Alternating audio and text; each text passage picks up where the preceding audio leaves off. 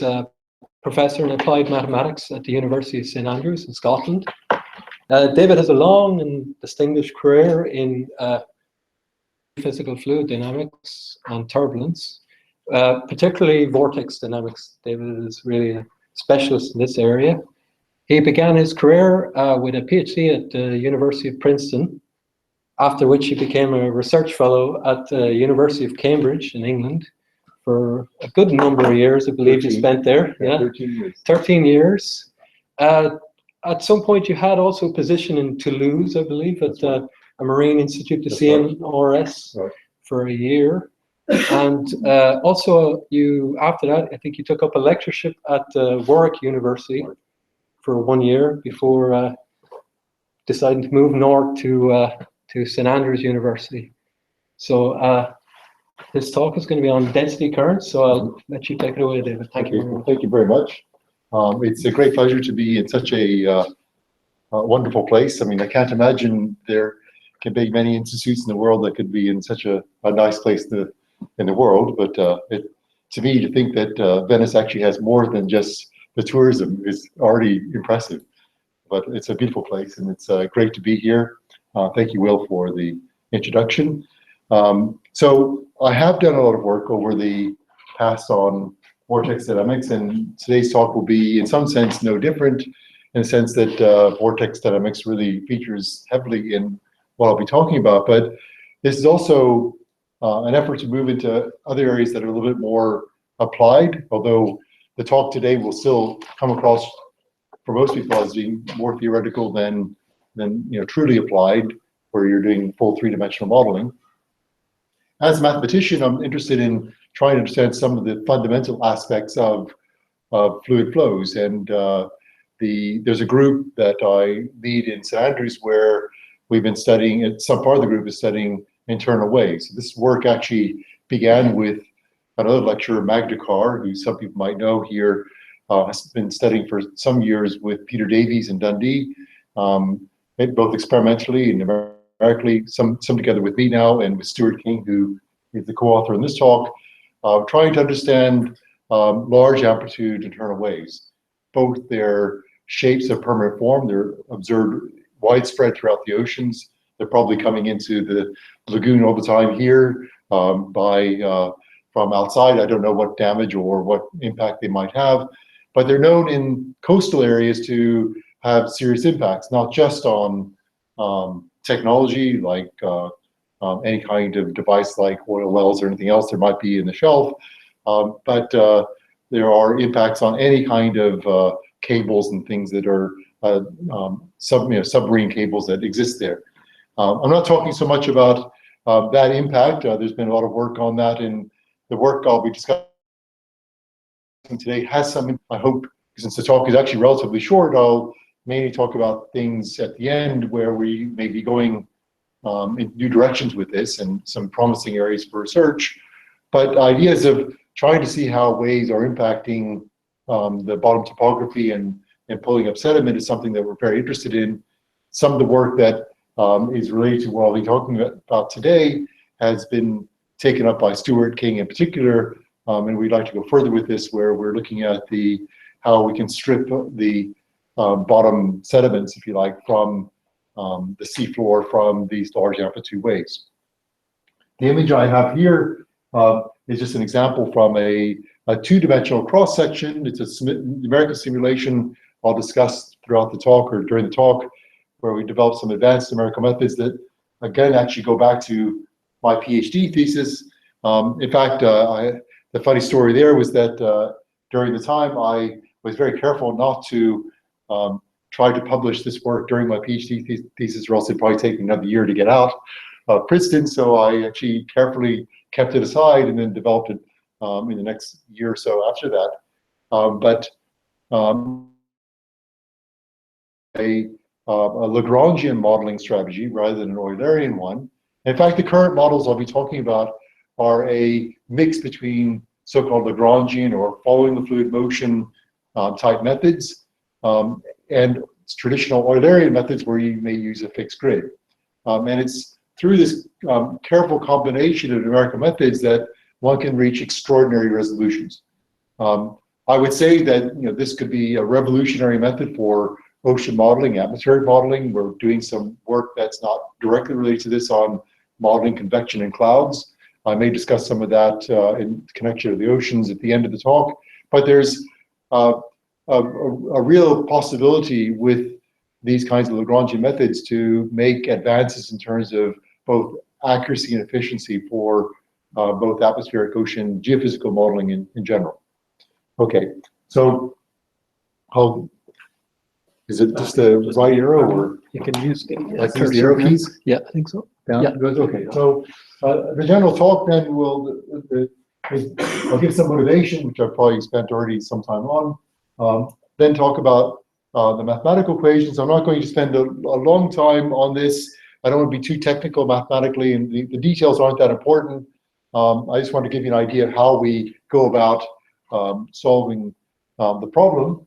Talk about conformal mapping, which I had over the years heard a lot about, and I know that people have done it in terms of airfoil theory, etc. It's mainly a two-dimensional technique, and happens to be very convenient for the kinds of models that we're developing here to look at tidal motions, and then show how this leads to a conversion of the equations of motion in a conformally mapped space. This sounds very exotic. Again, it's not going to be very complicated. I'll try to keep things as simple as possible. And then talk about this numerical method I've already advertised a bit, called contour advection. This is this method that uses Lagrangian elements as well as ordinary methods. The main application then will be to tidal flow over topography.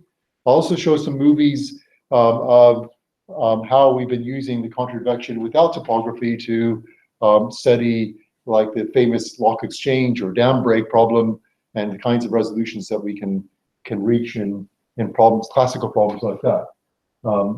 And then we'll talk about the initialization, some aspects of the flow evolution, and some interesting results on mixing that takes place. So an interesting thing to wonder about in this context. So the motivation that we have is to try to understand that if you have a tide flowing over a seabed which is bumpy in some sense, what is the effect of many tidal cycles on the stratification profile that you have there?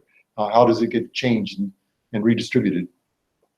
And I'll give some conclusions and outlook at the end. Okay, I think it's downward.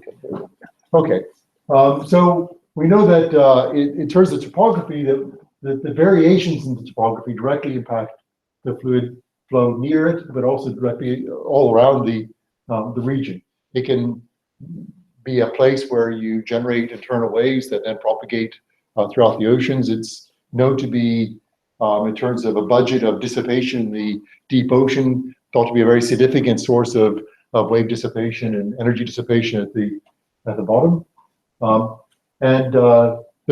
This kind of motion, especially around relatively steep or through where you have the currents are stronger, in a stratified flow, the topography can actually disrupt the hydrostatic equilibrium. So I'll be looking at this kind of motion in a non-hydrostatic environment, looking at where significant vertical acceleration is important. And this departure from hydrostatic balance can lead to actually overturning of isopycnals or density surfaces, leading to wave breaking, ultimately turbulence, and some redistribution through turbulent mixing. Now, one thing that we're trying to exploit here, and which I've been doing throughout my career, is trying to look at fluid flows. This is where geophysical flows are particularly nice, where the direct effects of viscosity are negligible. That's already a controversial statement for some people, but molecular viscosity is so weak that it at least has no direct impact on fluid motion. Of course, as modelers, we all try to use some kind of numerical dissipation, maybe a larger eddy viscosity, maybe a Smagorinsky scheme, whatever happens to be the flavor of the month. There's some kind of numerical method. Sometimes it's convenient, or sometimes it's based on some kind of turbulence closure.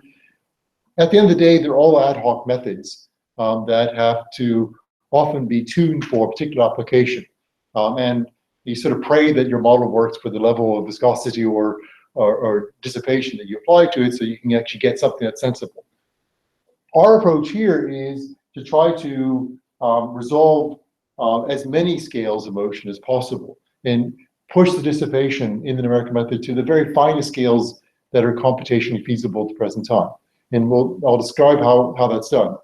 As a result of doing this, we have our own, if you like, numerical eddy viscosity that comes in, but it's at a scale that's vastly smaller than typical numerical methods, or in fact, all the numerical methods that are conventionally used for ocean atmospheric dynamics ever use. Okay, so we're able to reach 1 to 2 decades of scales further.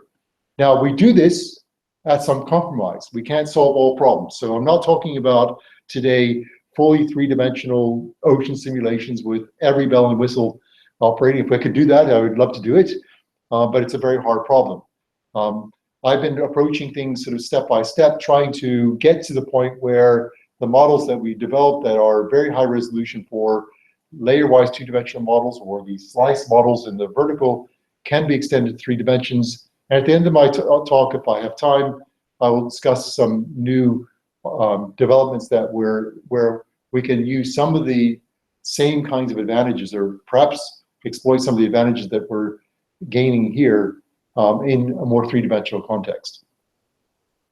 So this efficient computational approach, which we generally call convection, allows you to model a nearly inviscid dissipation of flow over arbitrary topography in 2 dimensions. So this is a restriction. We're only in 2 dimensions right now, but I'll talk about how we go further later.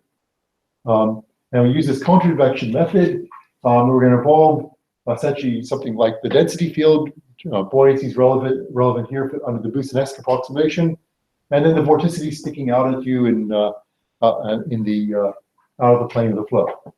And we'll use a conformal map then to essentially map any arbitrary domain to a rectangle where it's easier to calculate. Okay, so as an outline of the mathematics that we do here, so we're going to focus on 2-dimensional. Now, am I standing in the right direction? Because if I keep moving away, am I being okay? No I'm not being videoed from. Okay, fine. You're outside the video. They All are right. just looking at the presentation. If the audience doesn't like me moving around too much, you can complain and let me know. But okay. Anyway, so we're looking at just the simplest model, and its simplicity sort of surprisingly hides the complexity that these equations can provide. But we're getting to basically with the Boussinesq approximation. We're going to think of y being upwards here for simplicity. You can think of z or z being the vertical coordinate, but so this is the vertical coordinate here. X will be along the direction of the flow, or basically along the horizontal direction. So the buoyancy will be then the g times rho will be the density perturbation relative to a background constant value, and rho naught will be the constant value.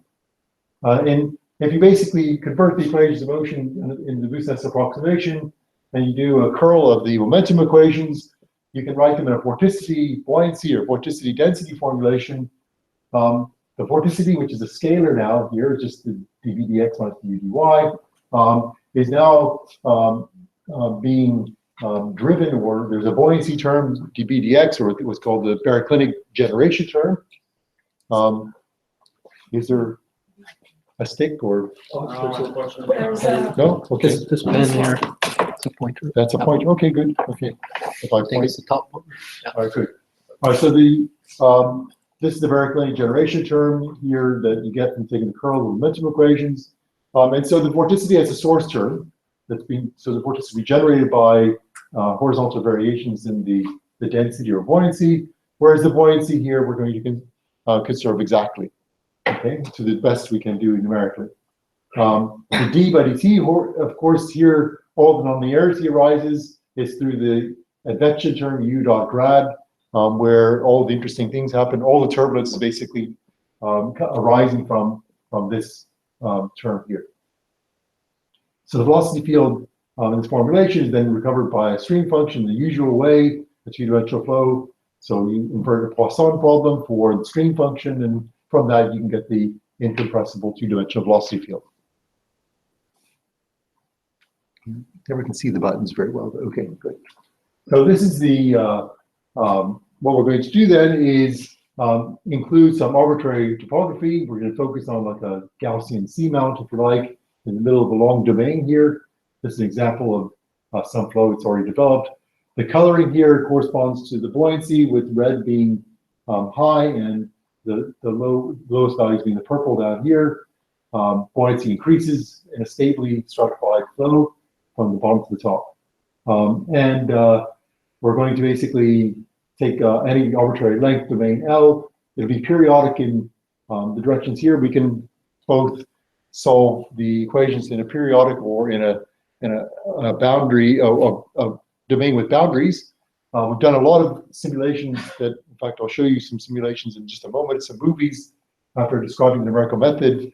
Without topography, we've looked at comparisons of lab experiments where we produce Kelvin-Helmholtz instabilities, moving internal waves, and been trying to quantify the breaking properties of Kelvin-Helmholtz billows. There's a new paper just accepted in Journal of Fluid Mechanics with Magda Carr, myself, and Peter Davies in Dundee, where we discuss billow properties, and we do a very, very detailed comparison between experiments and numerical simulations in that case. And you'll see some of the results in a moment. So what we do is, this is our original space here, and then by conformal map, we go to another kind of rectangular space, which could be of different lengths and different heights. But now the nice thing is that it's a rectangle, and the flow here then looks like this in this new domain. So it doesn't look much different, but no longer do you see the direct effects of the pump. And so then you can, yes? Just a question, since you use the stream function to recover velocity, this means you cannot deal with free surface, is that right? It turns out that even in this that is something we've worked on, we haven't implemented yet numerically. We can even deal with a free surface by doing a conformal map, which is time dependent. So we can actually put a free surface boundary here, and just now the domain would, at every time step, would have to be mapped to a rectangle. So it can be done, and that's a very nice problem to do. But lab experiments that have been done so far have been normally done with a rigid lid on top, but the free surface condition would be very interesting to explore. So anyway, what we're going to do is notice that in the conformal domain, I'll just basically put a tilde over everything, so that indicates these are the map variables. The conformal map can be expressed in Cartesian coordinates just by some functions x of the map variables. It's like inverse maps, if you like, such that you satisfy the Laplace equation for each of the variables. So x as a function of x tilde y tilde must satisfy Laplace's equation, and also y. And then you have to solve these equations subject to the boundary conditions that the y coordinate along the bottom is the desired topographic shape. And a subtlety here is the topographic shape is not given as a function of x tilde, is given as a function of x. So there's a further implicit map that's going on there. But we have to solve it by some iterative method. It's easy enough to do. It converges exponentially rapidly, which means basically in constant factors, and you get the map within a few steps. And so it turns out that the vertical scaling, you can take the d tilde equal to d, but this is a technical detail. Okay, and then the other condition is that the map must satisfy the so-called Cauchy relations in conformal mapping. So it's simple, these means derivatives with respect to x tilde. So the x tilde derivative of x must be the y tilde derivative of y, etc. And these ensure that the map is orthogonal. So the new coordinates are orthogonal. And it turns out that it's surprisingly easy to construct, given the simple form of the exact solutions of the Laplace's equation in a periodic channel. So the only solutions that are known for the Laplace's equation are constant. This is the Laplacian of a constant 0. The Laplacian of y tilde itself is 0. And then all these combinations that are exponentials in y and periodic in x, since we have a periodic channel, they turn out to be exact solutions as well. So the control map has to be composed of some appropriate sum of all these possible solutions. And so all the object we do is we try to find the coefficients of these functions that construct our map. Okay, and the wave number here is some discrete wave number depending on domain length, which we actually don't know until we have solved for the map.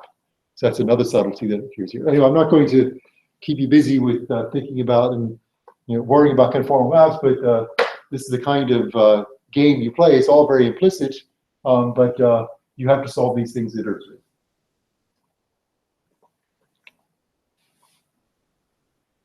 So once you find the map, the model equations then also need to be rewritten in the transform coordinates. And the nice thing about a conformal mapping is that the Laplacian simply picks up so-called a conformal factor, which is given by this expression here. So given this lambda here is just a function of the transform variables x tilde and y tilde, which you can compute once you know the map. And the Laplacian in the new coordinates is related to the Laplacian in the original coordinates by a factor of lambda. This means that the equation you need to invert the main Poisson problem in the original coordinates that you need to invert to find a stream function converts to this in the new coordinates. So the vorticity simply acquires a factor of lambda. So it's easy to incorporate that. Moreover, the incompressible velocity field in the new coordinates so the velocity field turns out to still be incompressibly new coordinates because of the Cauchy conditions, that u tilde and v tilde are related to the stream function derivative with a factor of lambda minus 1. Another nice property is that the infection derivative, the Lagrangian derivative or material derivative does not change at all. And finally, we have to convert the dB dx, and when you do that in terms of the new map variables, it becomes a little bit more complicated, but everything can be done explicitly. It's just a little bit extra work. Sorry. Yes. That's okay. Sorry. When you write the incompressible velocity field that you coordinate, the u tilde, why is that only function of y tilde, not of x? No, this, u tilde is a function of x tilde and y tilde. It's just that this is a partial derivative.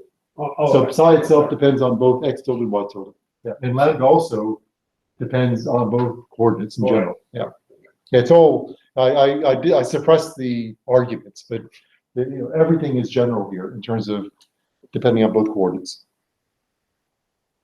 Okay, so the method then, which I've already advertised a bit, we presented it first, and I'll show you some simulations or some movies in a moment where we looked at testing this method in some classic problems in a paper that was published in JFM in 2010 by Stuart King, Naidekar, and myself. And this is a very brief summary slide of what we do. If anyone's interested, I'm happy to talk to them afterwards, or we have papers published on this method now. The original method goes back to a paper with Jérôme Fantin, a Marie Curie fellow that worked with me for 2 years in St. Andrews. I'm hoping that we continue getting more of these after hopefully Brexit collapses. We'll see what happens. Certainly Scotland wants to get out of this. But the method we're using here represents both the buoyancy, which I'm sort of showing a picture of here, and the vorticity by material contours. This is the Lagrangian aspect. But the Eulerian aspect is that it makes use of an underlying grid, what we call the dual grid, for inverting Poisson's equation. That's the del squared psi is equal to vorticity, and for enabling any non-conservative changes to vorticity. So that's the baroclinic generation term. So the dB dx, which generates vorticity, we have to do this on a grid. And so there's a method that is rather elaborate. It would probably take me the next half an hour to describe in some rudimentary detail how we do it. But suffice it to say, the method's been tested in a number of diverse problems where the source terms are important. And this one is especially difficult because, remember, the buoyancy is materially conserved in this problem. So this means from experience that if you have a materially conserved field and you cause braking to take place, the only thing that can happen is that the distance between isopycnals will shrink in some places. And the more braking that occurs, the more the distance between isopycnals will shrink. In other words, the gradients will increase. So things like dBdx will become finer scale and larger magnitude. So essentially what's happening here in this problem is that you're producing a source for the vorticity at the smallest possible scale. Now, the method is aware that the vorticity production is occurring essentially on, well, in the limit where the gradients become nearly infinite, you're producing essentially sheet-like distributions. You're producing almost infinite amounts of vorticity along lines, okay? And the method, which I don't give the details for, but the method is very careful to actually locate along every buoyancy contour. It runs along the contour and calculates carefully the contribution of each contour. So let me just explain that each of these contours here, if they represent buoyancy, along each contour, the buoyancy jumps by a small increment. Now, if you take the derivative of a jump, you get a delta function or a singularity. Okay, of course, numerically, we don't have a singularity, but we actually resolve that singularity in the method by integrating out the singularity and getting its contribution to the nearby grid in terms of the source term. So we can actually calculate the direct effect of the shape of the contour and its buoyancy jump on the vorticity production term. And by doing this, we avoid all the problems of for instance, overshooting that you might get from a spectral method. So if you first, for instance, in the original method, we basically took the vorticity field, whatever it was, converted to, or the buoyancy field converted to a grid, and then took the derivative of that gridded field. And when you do that, you get overshoots. Yes? Non-conservative changes to vorticity, that also includes friction, bottom friction. That's right. So bottom friction would not be difficult to incorporate. We do that in other applications, like we're looking at modeling of jets on Jupiter and in the ocean, and their bottom friction is very easy to implement. Molecular type viscosity, which is higher derivatives, we wouldn't recommend using this method. If you're really going to use something where the viscosity is important, then I would say this is not appropriate for that. Thermal damping, again, something that might happen in the atmosphere, is particularly useful for this kind of method again. So it's kind of like a hypo diffusion instead of a hyper diffusion. It's it's damping at even larger scales. Okay, so the Ekman damping or any kind of rate or bottom friction would correspond to like a drag on the vorticity itself, and that's actually relatively easy to incorporate. In fact, it's not as difficult as the term that we're putting in here. So dBdx is worse in terms of singularity. It's a very small scale source. We've also applied this in a paper, Dritschel and Tobias in 2012, to two-dimensional MHD, again, in the inviscid limit, where you have, for people knowing about MHD, you have a nasty source term having to do with the curl Lorentz force. There's some very small scale generation that's occurring there. And again, we get extremely good comparisons with the highest resolution numerical modeling that can be done using spectral methods.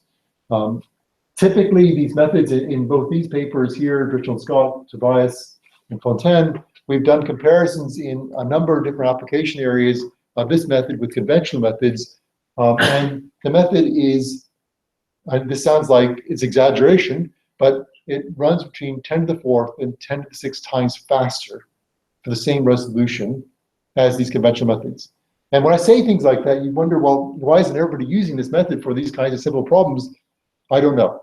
Okay, there's an inertia to keep doing what you're doing, even in the fundamental areas. I mean, I agree this is not a climate model, therefore you wouldn't do it. But if you're doing basic research, looking at vortex dynamics or waves or breaking waves like this, it doesn't make sense to use these other methods because this is so much more efficient. Now, I can sit down on a laptop here and run these calculations, whereas other people would need large computers. So in this paper with Steve Tobias, he was trying to run a simulation on a Cray with 256 processors with a parallelized code, and he was taking several days of computing power to do it. And I ran the same calculation, which was more accurate, in 3 hours on my laptop. So that gives you an idea of the comparison. So we can estimate there's like a 10 to the 6th difference in the computing power. So this gives you basically a chance to really get much more fine-scale detail. And what you're going to see today is only an impression of the real detail that's there. There's no, I don't have the device to actually render the detail on a laptop or even on an image. You need a photographic plate to see some of the details that are there. Okay, so before I show the application, I'll show you first some movies of some of the simulations we were doing just as advertisement of the method, what it can do in some classic problems of wave breaking and the so-called dam break problem. See if I can do this. So I think you said click that, yes, and then go over here. And all right, so what I'll do is I'll click this one first. So this is basically a picture. The upper picture shows the whole domain, or actually shows the central part of a domain. It probably is the whole domain because it's going to hit the wall. Yes. Okay, so what if I can do that again? It ran very fast. Have to do it twice. Where is it? Can I play it? Oh, play again. I see. Okay, so this is just a zoom over some parts of the head. This is the moving frame looking at the head of a density current. So the blue is dense fluid underlying light fluid. So there's basically, this is the so-called classic lock exchange problem that's been studied by originally Brooke Benjamin back in the late 60s, had a theory for how the mixing should take place here and how the front should advance. And the advance in the front is actually different in the viscid case than any kind of viscous problem. And you see the billows forms, the KH billows that we've been studying recently, looking at the mixing properties there. Your whole series of almost a self-similar range. You see you keep forming another one, and on throughout this. And the complexity is enormous here. This shows the boxes that are moving along with different parts of the flow. You can see the middle part of the flow gets tremendously complex. Okay, and then here's another example, which I think gives you basically, I'm moving around too much here.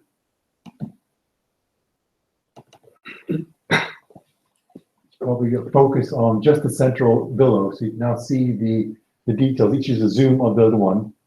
You can kind of see the structure that is, and that still doesn't give you justice, to what's there. But play it again.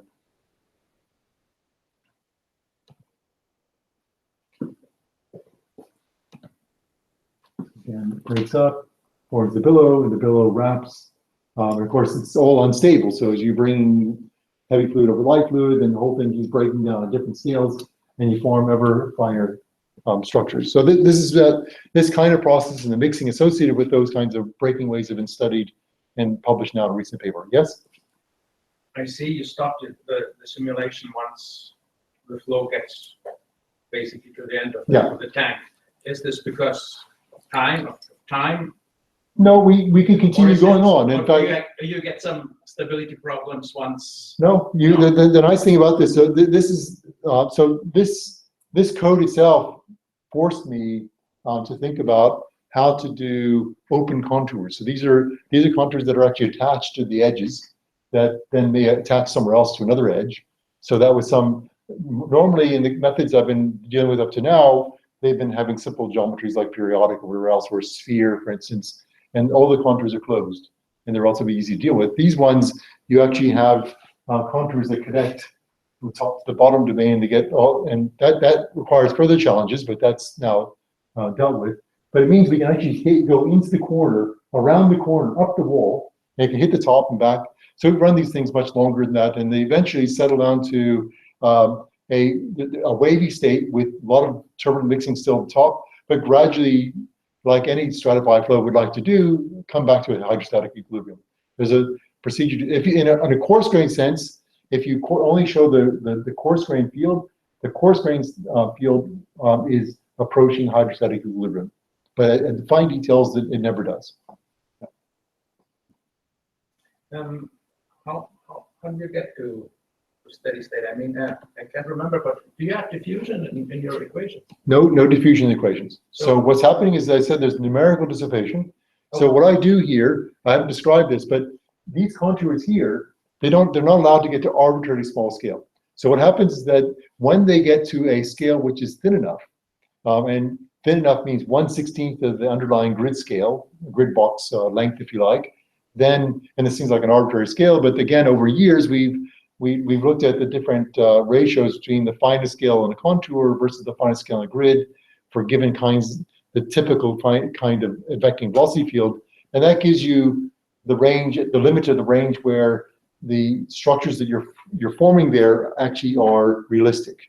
But beyond that scale, we actually then do a procedure called surgery. This is what I developed my thesis, which I would not publish because I thought that would lead to a whole can of worms, which I'd get in trouble for, and I did. I paid high prices for that. Well, not really, but many people didn't like it as a method because people that were purists, mathematical purists, doing this kind of work, like Philip Safman, a major figure in vortex dynamics for many years, simply didn't like the idea of looking at breaking contours. Breaking topology was somehow sacred.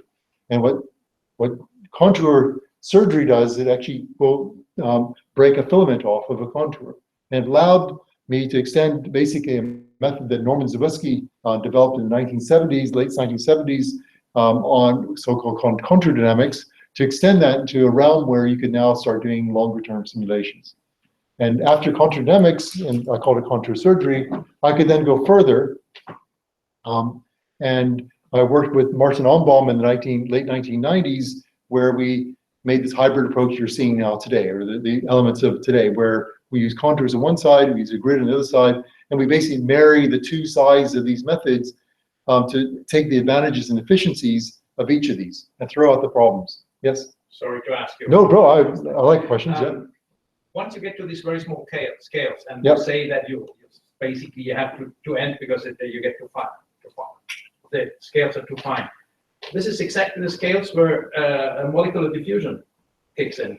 Well, Why don't you model it then? well, because I would still argue that the scales we're reaching here are still probably a couple orders of magnitude higher than molecular diffusion scales. So they would still be turbulent. We don't really know. And we have done in independent work, this is with work in Sydney, people there, we've looked at very careful simulations of the effects of viscosity near walls and developing a new method trying to look at the role of viscosity, and it's a very subtle effect. But it's a different problem than the one we're dealing with here, where we're still envisioning that these methods are applied to relatively large scales. No large-scale model that exists now is anywhere close to the dissipation scale. Even these methods that I'm advertising might give you 2 orders of magnitude better. 2 orders is only 2 orders. I mean, we might be down to a meter scale in the ocean, or maybe 10 centimeter scale. We're still not down to a millimeter scale. We're still a long way to go. If one eventually got there, then it could be, and many people have asked me this question, so it's a good question. You know, is there some way that you could modify what you do in surgery to make it appear that it's like dissipation? Okay, and where it's not like dissipation currently is that when you form these sharp gradients, when the contours all get pushed together in a tight bundle, they don't pull apart again. So there's nothing that will pull them apart again. And whereas viscosity will smear that gradient out. So that's actually, for now, it's an advantage of the method. It basically allows you to sharpen and hold. Fronts are very easy.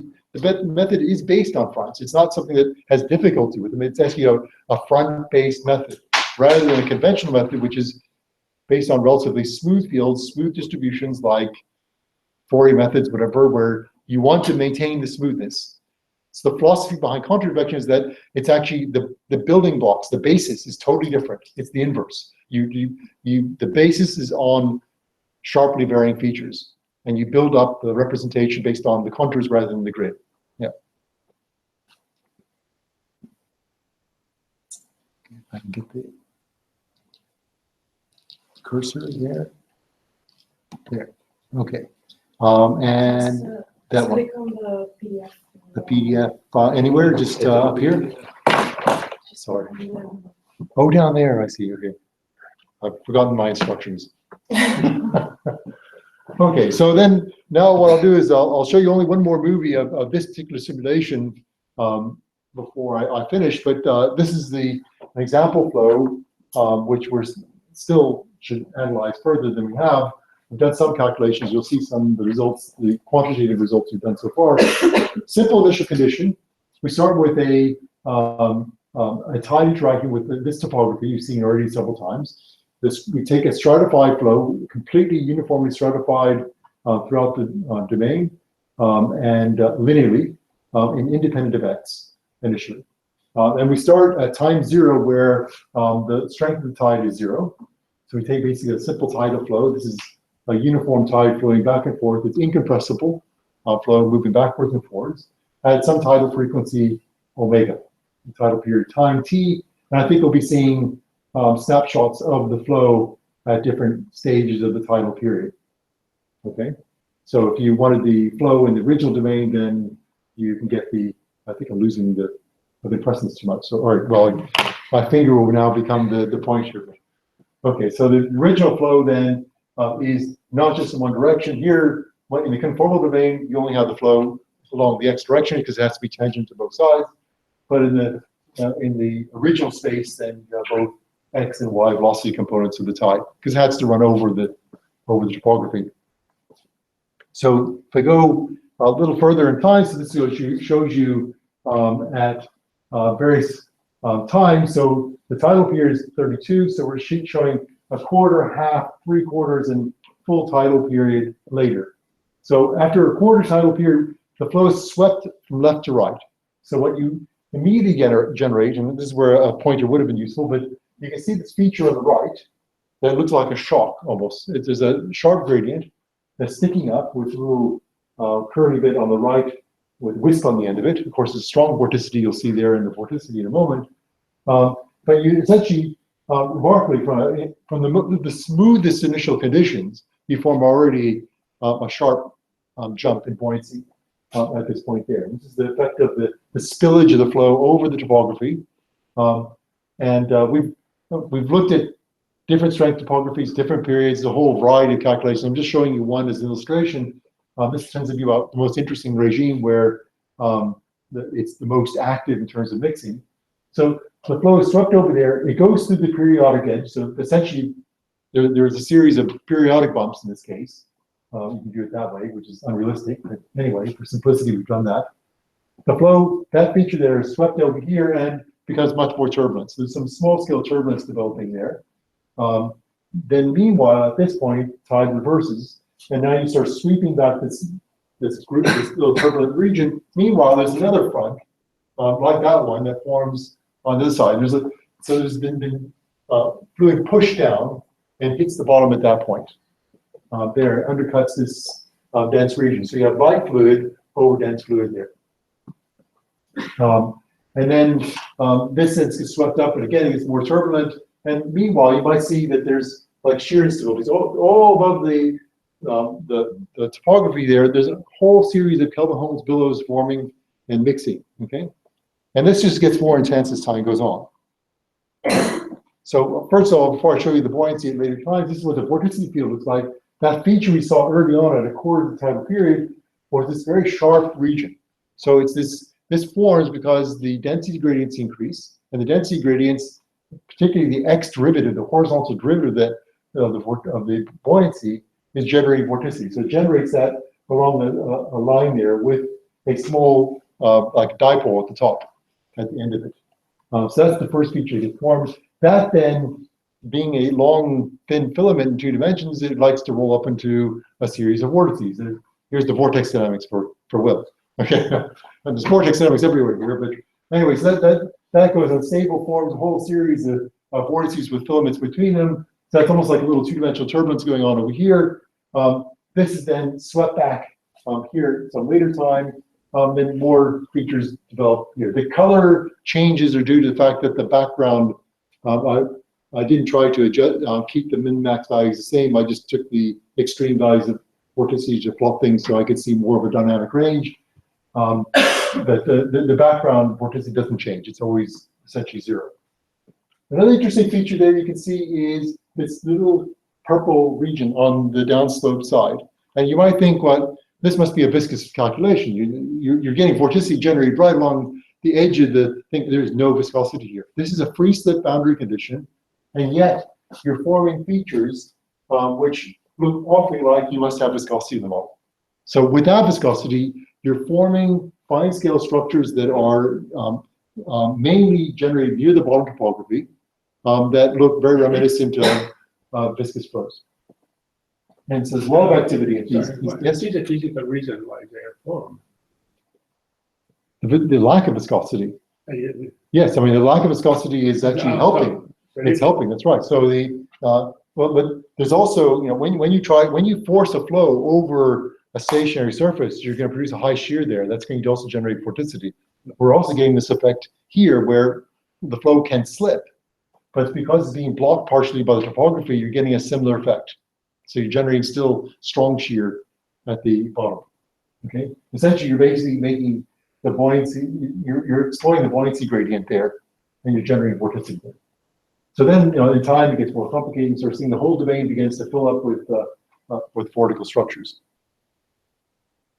Okay, now the buoyancy at much later times. Now I'm showing you every tidal period. So this is what I finished with the last time was the full tidal period. One tidal period, only one tidal period later, you get the upper image. So after 2 tidal periods, the flow is bewilderingly complex. It's amazing that already that kind of level of mixing is taking place. Virtually every part of the flow is full of turbulence. It's got a mixture of large scales, small scales. There's breaking waves and vortices and overturning occurring everywhere over what appears to be fairly mild topography. And then after 3 tidal periods, it remains comparably complex. The complexity is basically, it looks like it's diminishing.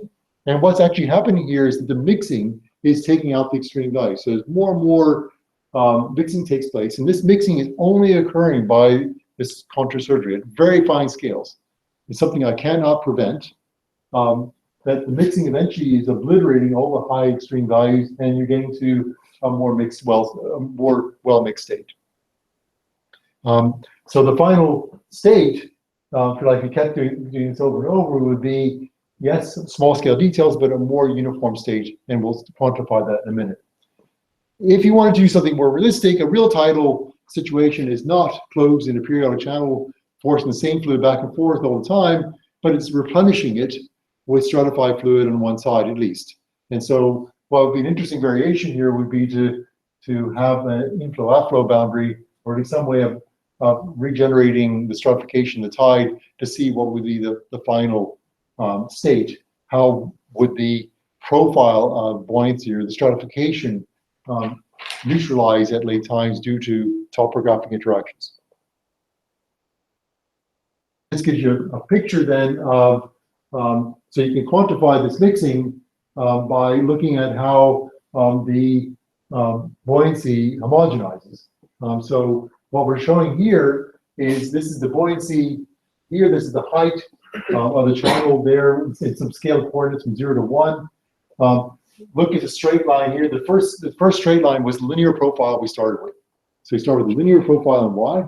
And what we're looking at subsequent times, so two tidal periods later, you're seeing this blue curve here. It's not very much departed from it. So what's happening is the mixing is causing a redistribution of the buoyancy profile into a different form.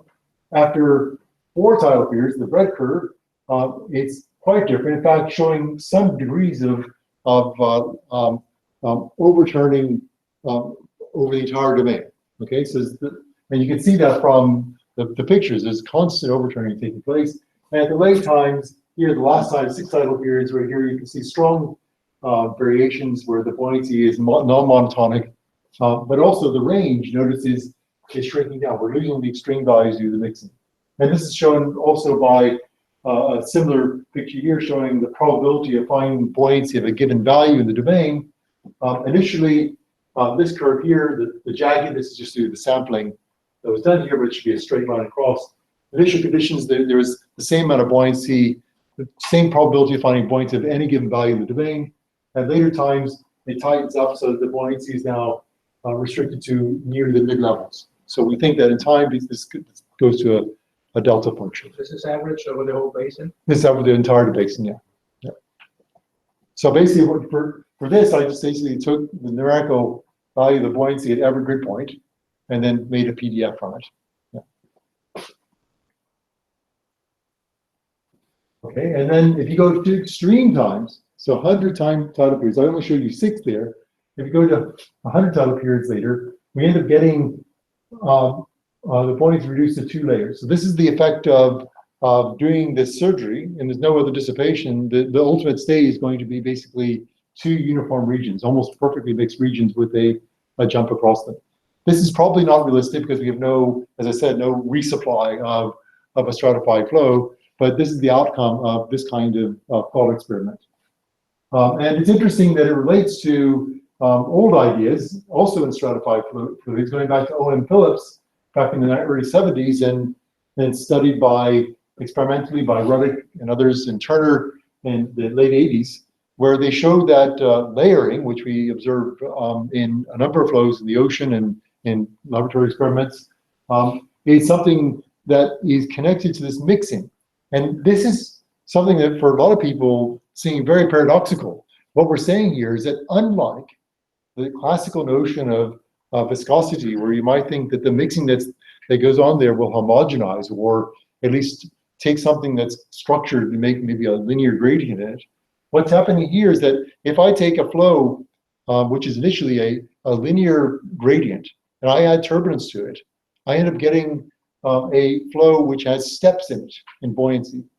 So the buoyancy distribution changes to one which is very unlike a linear flow, which is the simplest one you might think of. It actually wants to be a step. And this has been observed, as I said, since the early 1970s and 1980s. And we've also seen this in other contexts where we look at potential vorticity. Okay, so in this experiment, I said there's nothing constraining the minimum maximum value of buoyancy of the domain, so this layering is relatively weak here. If I was able to constrain those values, then you could get a so-called staircase developing. And homogenization in our experiment here is the primary effect. But the 2 layers that you end up with, is there a micro turbulence going on? Yes, I mean, what you don't see are there's still small scale structures there, but the primary, and again, you always have to think of these pictures in a coarse grain sense. So by rendering it on a finite resolution, you see the coarse graining already. But if you actually look at details, there'll be little eddies and things moving around in there too. Yeah. So the connection we studied in a different context, and this is still ongoing work in St Andrews and also Cambridge. Michael McIntyre there and Richard Scott in St Andrews and myself have been studying this effect of what happens in horizontal flows, layered flows, where essentially we have either vorticity or potential vorticity mixing, staircase development or step development that can take place there. And there the effect is even stronger than the density stratified flow. Again, we started initial conditions where we had a linear profile in potential vorticity, like the beta y in planetary vorticity. And we apply forcing. The forcing is relatively moderate to large. Then you see no real structure. You might see some jets and some complexity there. It's certainly not isotropic. But if you take the forcing to be extremely weak and the damping to be very weak, in these cases, in this case bottom friction, you end up getting staircase. You get jumps in potential vorticity occurring. And this is a feature which, again, is this what we call inhomogeneous mixing. It's a generic feature for situations where you have a background gradient or background variation, which is forced on you, like the fact that the planet, the spherical Earth, has has potential vorticity, planetary vorticity of some value at the South Pole, which varies to the North Pole. This variation is more or less fixed. Because of that, then you tend to form these jets, which are reminiscent of the jets you see on Jupiter. And exactly how many jets depends on the conditions of how rapid the planet's rotating and other factors of stratification. But the idea that jets and staircases form is generic to these situations. Okay, I probably spoke for a talk with 16 transparencies. I think I've probably overdone my talk. I don't know what I've done there. Update, so don't update or disclose this. This is the problem with Microsoft, right? Okay. One of the reasons I don't use Microsoft. Okay, so I'll finish then now just saying that I presented a new numerical modeling tool that is efficient for studying these idealized tidal flows, not just tidal flows, but in other flows to do with internal waves and internal wave breaking in 2 dimensions. And you can reach ultra high Reynolds numbers. And the actual Reynolds numbers are hard to quantify because, as I've argued, the way that I do dissipation isn't by the form of molecular viscosity. You can give ballpark estimates, but it's much higher than typical conventional methods can reach.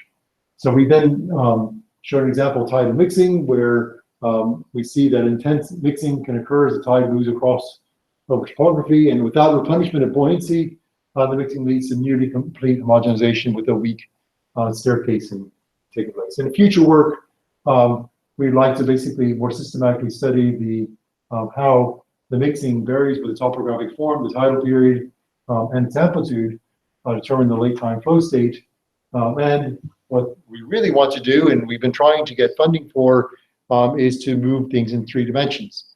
And I mentioned I probably overstepped my time anyway, so I'll keep it brief. But we are working on developing these contour methods to the natural extension in 3 dimensions where we're moving surfaces.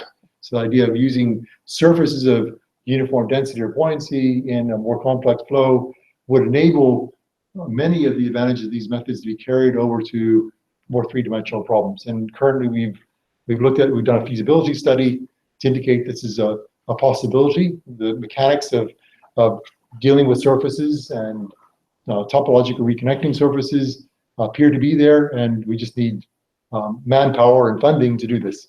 I'll stop there. Thank you.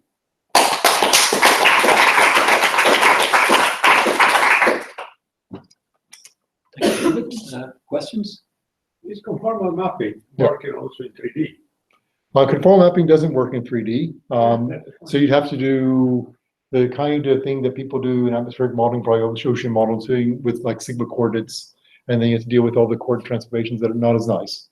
The conformal mapping is nice here because you can then make use of the machinery of the spectral model. But if you give up spectral models and all this other stuff to go with it, and you just go with your favorite grid point model or whatever you might want to do, some kind of mesh that conforms to the surface, you can use these methods for that. As far as I know, no one's actually, there's a person, Hilary Weller in Reading, who's been interested in using unstructured grids with this contour method. We haven't gotten far enough, talking to see how this would work, but in principle, if lookup is efficient enough to find out where you are in the grid, you should be able to use contour methods moving through an unstructured mesh as well. And that would allow you to do any 3-dimensional problem. And certainly when we come to looking at 3-dimensional problems with 3-dimensional surfaces, we want to think of the underlying model of being probably unstructured mesh, but something that would adapt to, we basically have to think about all the simplest numerics that can drive the underlying grid and then move a surface through it. Yeah. Can I just Yeah. ask something connected with this? Mm-hmm. So you're meshing kind of adaptive meshes that would mean that there will be a huge increase in unstructured elements where the buoyancy gradients are increasing. This is the beauty of this method, is that, notice I've not done anything here. I've not put any extra resolution in regions where you seem to see very fine scale structure in turbulence. And that's a feature of advection. Advection produces much smaller scales, but those small scales often have a very weak feedback to larger scales. But they're important to keep, because if you remove them by damping, then that rapidly contaminates the larger scales you have. So what this method is doing is essentially producing for you an efficient subgrid scale modeling that pushes the dissipation down to the small scales possible, and lets you take advantage of the full grid resolution that you give. So no numerical model. If I say that I'm running on a 256 squared grid, people say, "Oh, that's crazy. That's so low resolution." But I'm saying I'm working on a 256 grid, but I know that everything, all details down to the grid scale, are accurate. That's different, because a conventional model at 256 squared has to sacrifice probably 2/3 of that dynamic range to the eddy viscosity or viscosity they have in the model. There's none of that here. So basically, by producing this fine scale or contour representation at subgrid scales, one can basically exploit all the details. That means the velocity fields that you compute actually are accurate down to the grid scale, rather than being damped at small scales. So I'm saying that the unstructured grids do not need to be necessarily adapted to dynamically to the, say, potential vorticity or the density gradients.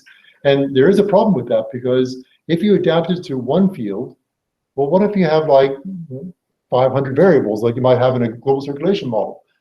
You know, which variable are you going to adapt? You can't adapt it to all the variables. Ultimately, you're going to have to make a compromise. So if you really adapt the grid to, you know, to do potential vorticity or density, then what about the propagation of internal waves or acoustic waves? That could be completely contaminated, which could then feed back in adverse ways. This is a big debate that's going on in the UK, certainly, and probably elsewhere, on, you know, what is the, you know, right way to go here, because every field, every process has its own best grid to work on. So I'm not advocating necessarily that we focus resolution and only focus on one field, or if we do that, we should probably think about having several grids, which is even a crazier thing to do. But, you know, you have to, you know, if you're really trying to find out what's the best method, you have to always weigh very carefully accuracy and efficiency. What can you afford to get you that accuracy? You can do more computing if you want, but if it gains you a lot more accuracy, it's worth doing that extra computing. But, you know, if it's not going to get you anywhere, then you shouldn't put the effort into the extra computing. Yeah. I have, well, the second question is, okay, so far what you presented is for high Reynolds number flows, and you already answered saying if you are dealing with viscous fluids, give up on the way. But is there any option for, because of one of the application of this is try to see high density gradient flows, like the dense water that we were trying to simulate. If I follow what you're saying, in a way to do a direct implementation in that case, but just isolating a part of the processes, for example, the turbulence fields at the interface. Mm-hmm. Is there any way to increase the applicability of this, let's say, theoretical model to the general, well, the small scale processes in our oceans? Yeah, I mean, again, the mixing arguably is going on at scales that are much smaller than we can never hope to resolve in probably the next several decades, if not century. So we're not close to the scale where actual direct effects of molecular viscosity are taking place. What the faith that people have held on to since Kolmogorov and afterwards is that we can model the effect of the turbulence we don't resolve by some enhanced eddy viscosity of some sort. It could be ordinary molecular viscosity, but at a much larger value. It's a paradigm that's been around for a very long time. I'm essentially arguing that this is not justified at the present time. It's justified only in the sense that it makes the models work. It may qualitatively agree with observations to the level that you want agreement, or with lab experiments, etc. We do comparisons with lab experiments. We're typically running at numerical resolutions that allow us to effectively get much higher Reynolds numbers than they can reach in the lab. We can get good agreement, but we can also see where the lab is showing effects of molecular viscosity in that case. But in the oceans, there may be other things one can do, and the method is not, because it has this possibility of adding sources on the right-hand side of the terms. If you decide that one really need to have some kind of mixing taking place of the buoyancy or whatever else, then you can add terms to the right-hand side and explicitly model the effects of that and the back effects back onto buoyancy or any variable you like. That's already being done in vorticity. So vorticity itself has a source term. We have to deal with that. Parts of the equation and use your approach just for some. That's right. So the nice thing again about the method is that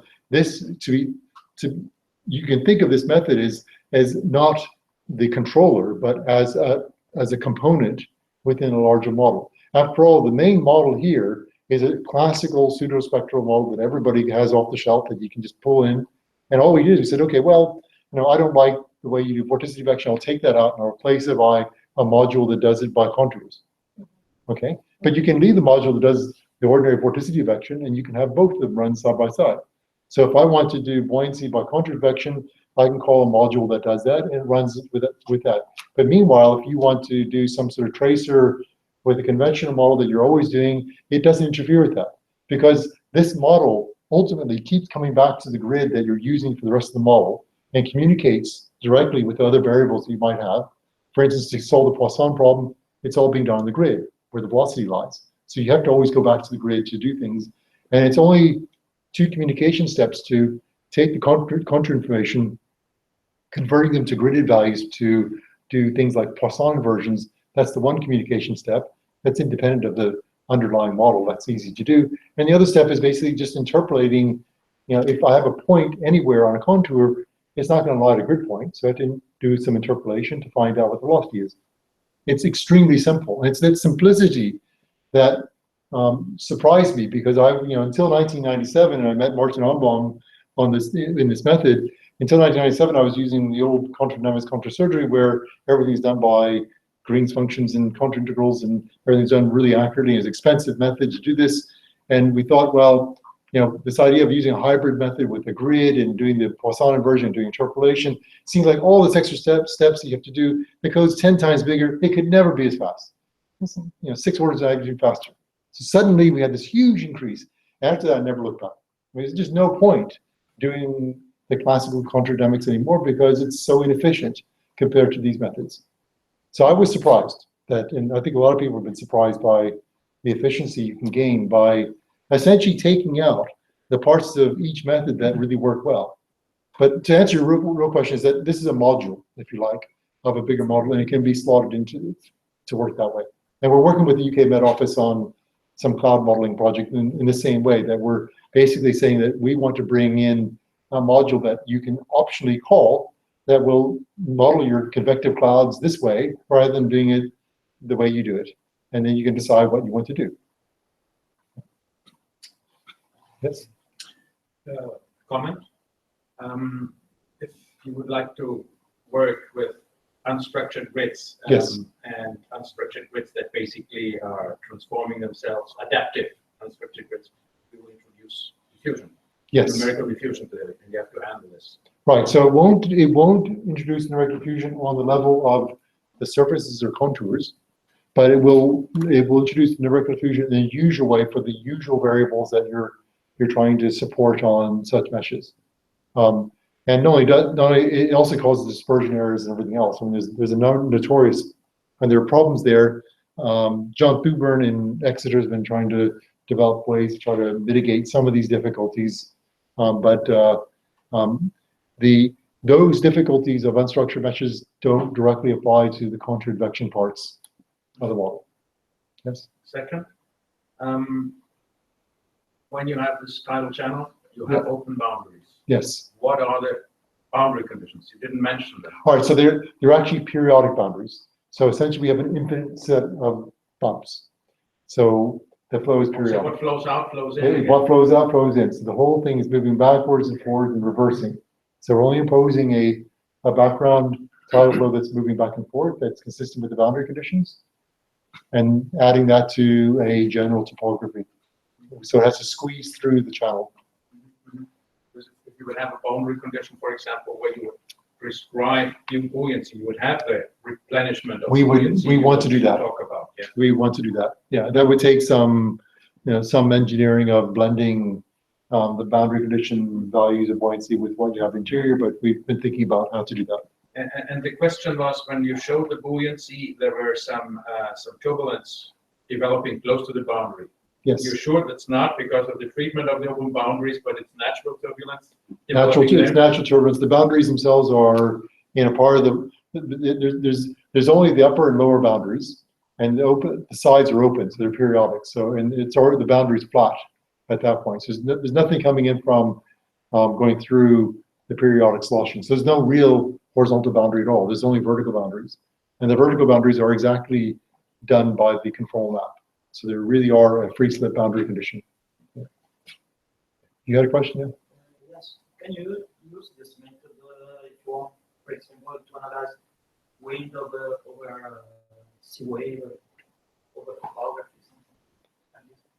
Well, I mean, certainly airflow over topography, if it's unidirectional or just in one horizontal component, then you could imagine looking at, wave breaking over mountains or something like this, and qualitatively you get some early development of that.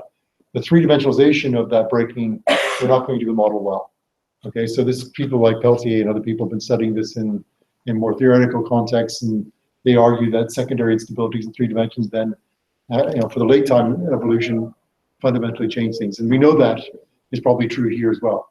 Remarkably, though, in the lab experiments that we've been doing in Dundee and UK, comparing against the numerical simulations, until quite late times, we can get the billow formation, the many braids wrapping around before any significant 3-dimensionalization takes place. But ultimately, 3-dimensionalization has to take place, and it's a harder problem. And we want to go that way in the future. I'm not sure I answered your question properly, but. David, can you use negative topography? So where yes, so of course, have a hole. Yeah, you can make a hole. Yeah, so the conformal mapping can work for any conformal map topography. can work for any topography. You can even have a sharp point. Of course, you have to deal with the fact the flow becomes infinite through that point. But in general, the topographic form for anything. And we originally tried this kind of up-down one, which is like a zero average topography, and that's also very interesting. But I didn't show that here. Yeah, but you can have holes as well. Yes. You mentioned at the beginning that you applied this to clouds. Yes. Not this method directly, but other Lagrangian type methods, yes. Now, because the question is that I'm not a numerical person. Yeah. I'm more on the physical side. Mm-hmm. So I really wonder, when you go to 3-dimensional, how much your result, the final result will change, of course, with respect to the 2-dimensional, different problem coming along. And nature is 3-dimensional. Right. Well, what we've learned from the cloud project, and I could go on for another hour if you want.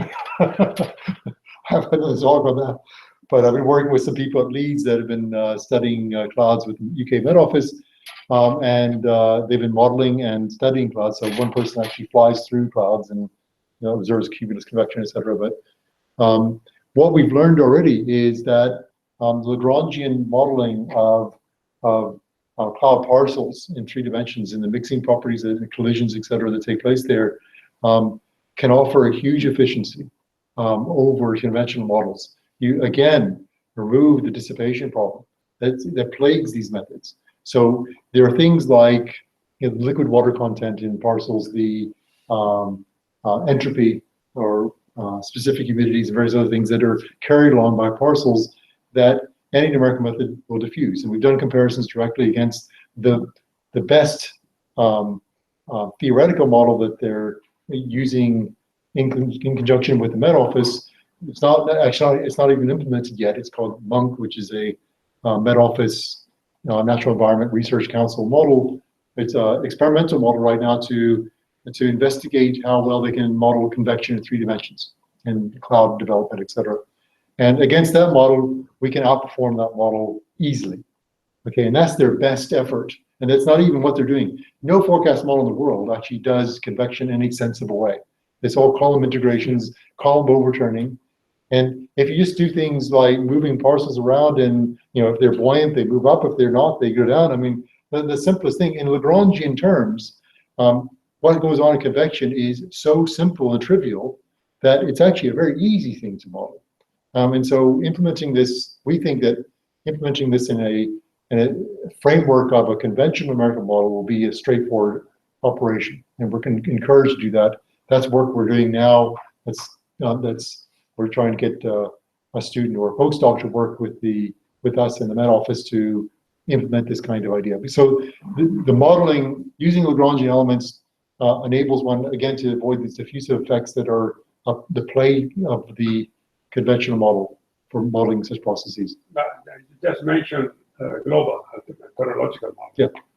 And do you envisage for the future, let's say, a Eulerian global model, as they do with subroutine, dealing in the Lagrangian sense as a That's what I'm suggesting. I'm suggesting that you can live with the Eulerian setting and even the Eulerian setting with a fixed grid. So you maybe will say, okay, use whatever grid you like. You know, the grid could telescope down to the bottom topography, or if you want to do that, but fix the grid. Once you're happy with the grid, which I think most of the ocean models do now, they basically say, okay, there's a fjord, you have to go in there and put more resolution there, or you refine your coastlines. But once you decide on the grid, whatever you can afford, then the contours can basically live in that environment. They just basically need to know where they are. So the only thing you have to know is that every point's got to know, which grid box or grid region it's in, and so it can get its local velocity field and give its contribution back. And that's the main element.